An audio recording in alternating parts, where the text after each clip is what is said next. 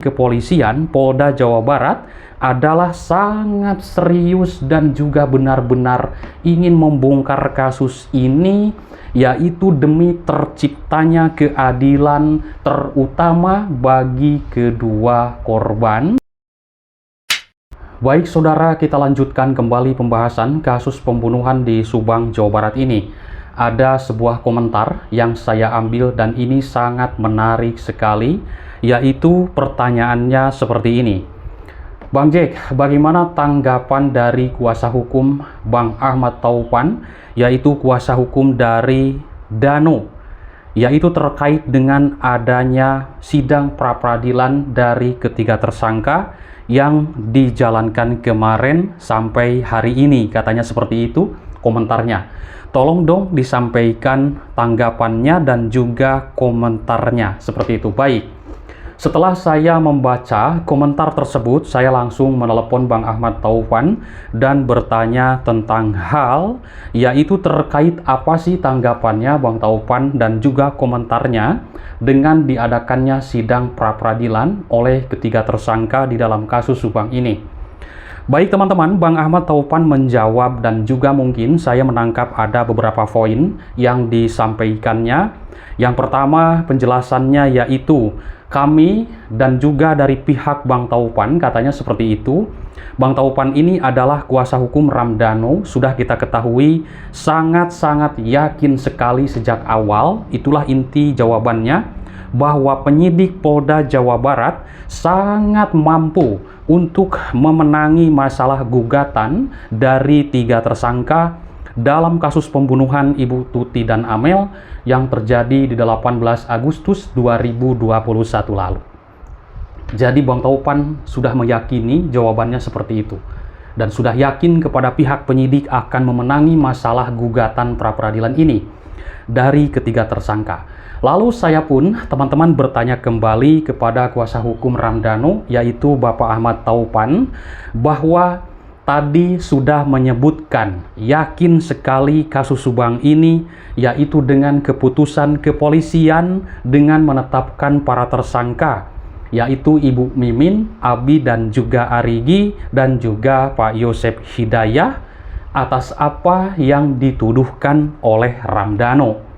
Dan sudah kita ketahui bahwa Ramdhano juga adalah sebagai tersangka waktu itu menyerahkan diri ke pihak kepolisian Polda Jabar dalam kasus ini. Di sini banyak perdebatan antara kuasa hukum Pak Rohman dan juga kuasa hukum dari Bang Taupan tersebut. Menurut Bang Taupan, keterangan Ramdhano itu sudah benar dan sudah klop dengan bukti-bukti. Menurut keterangan Kombes Pol Surawan pun, ya, keterangan Dano itu sudah klop dengan bukti-bukti. Akhirnya ada, yaitu prarekonstruksi 3 kali dan juga langsung rekonstruksi. Nah, di sini yaitu Pak Rohman Hidayat yang sudah kita simak di berbagai keterangan media massa bahwa menyebutkan keterangan Ramdhano itu hanya keterangan mengarang, hanya keterangan mengarang dan juga sepihak seperti itu. Ya, memang sepihak kan, hanya dari Ramdhano saja sehingga para kliennya itu menjadi tersangka atas tuduhan Ramdhano. Nah, tanggapan Bang Rohman Hidayat mengatakan bahwa keterangan Ramdhano itu bohong. Oke, teman-teman, beginilah jawaban dan juga tanggapan atau komentarnya dari kuasa hukum Ahmad Taupan. Karena kami meyakini dalam hal ini, maksudnya dalam hal kasus pembunuhan di Subang, Jawa Barat, yaitu tidak ada tendensi apa-apa dan dari pihak penyidik kepolisian Polda Jawa Barat adalah sangat serius dan juga benar-benar ingin membongkar kasus ini, yaitu demi terciptanya keadilan terutama bagi kedua korban yang sudah menjadi pembahasan kita semuanya dan juga telah menjadi korban pembunuhan sadis yang disebut dengan kasus Subang ini. Itu penjelasan dan jawabannya, jadi tidak ada maksud dan juga tendensi apa-apa, dan juga demi terciptanya keadilan bagi keluarga korban yang ditinggalkannya. Seperti itu teman-teman. Nah, menurutku jawaban ini sangat-sangat sudah gamblang sekali, karena yang kita bahas selama ini bukan apa-apa, tapi demi keadilan kedua korban, teman-teman. Ya kan, seperti itu.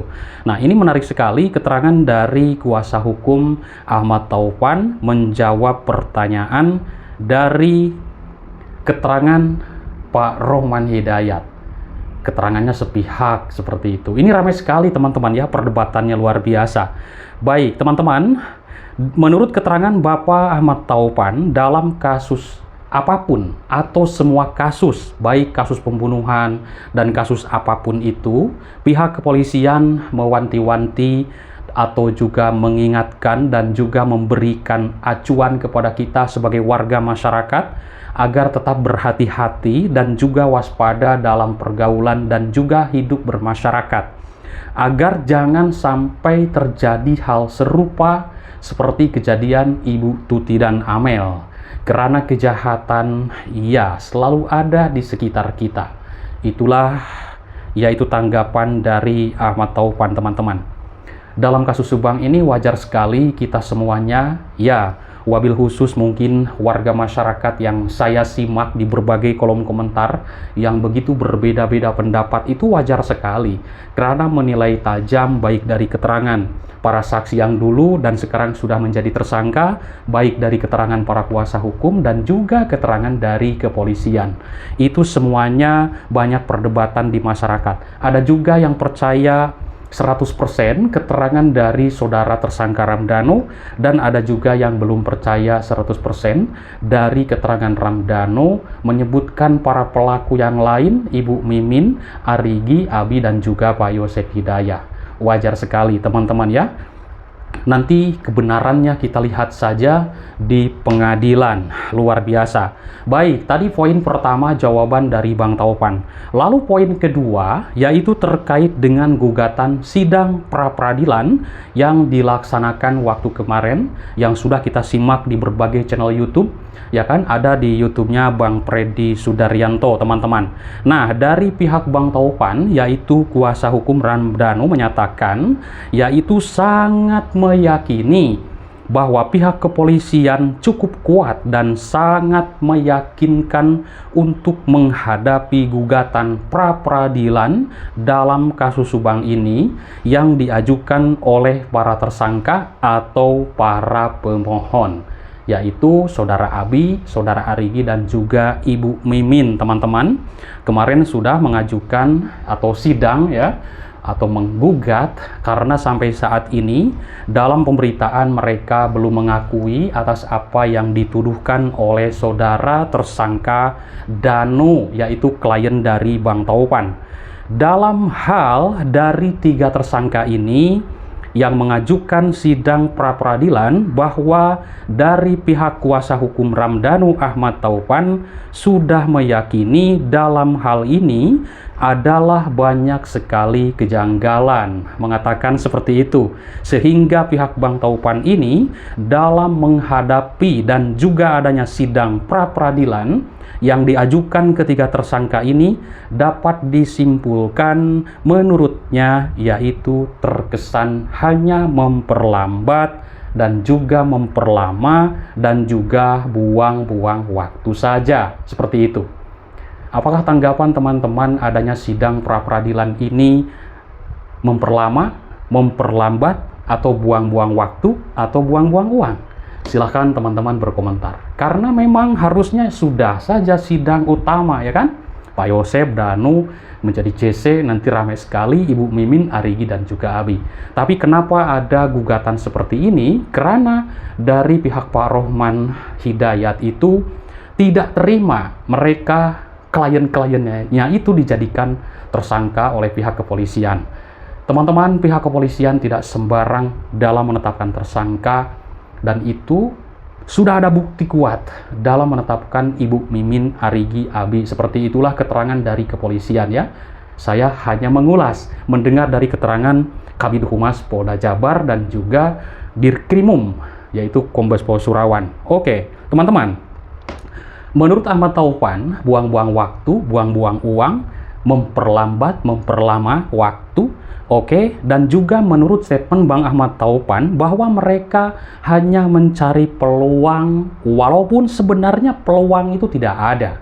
Benar sekali ya, saya pun melihat, wah ini mengajukan sidang pra-peradilan, apakah ingin mengetahui barang bukti atau dua alat bukti tersebut untuk melemahkan nanti, untuk bahan nanti di persidangan seperti itu.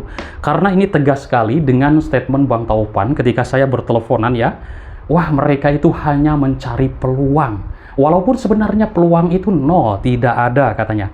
Lalu kenapa dari pihak Bang Taufan menyampaikan seperti yang sudah dijelaskan tadi, yaitu hanya mengulur waktu, buang waktu, dan juga hanya memperlambat, dan juga peluang itu meskipun dicari katanya tidak ada bagi mereka menurut keterangan Bang Ahmad Taufan. Tidak ada peluang meskipun sudah mengajukan pra-peradilan. Nah, lalu tersangka kan ada 4 ya, yang dituduhkan Danu itu ada 4, berikut Danu berarti 5, oke.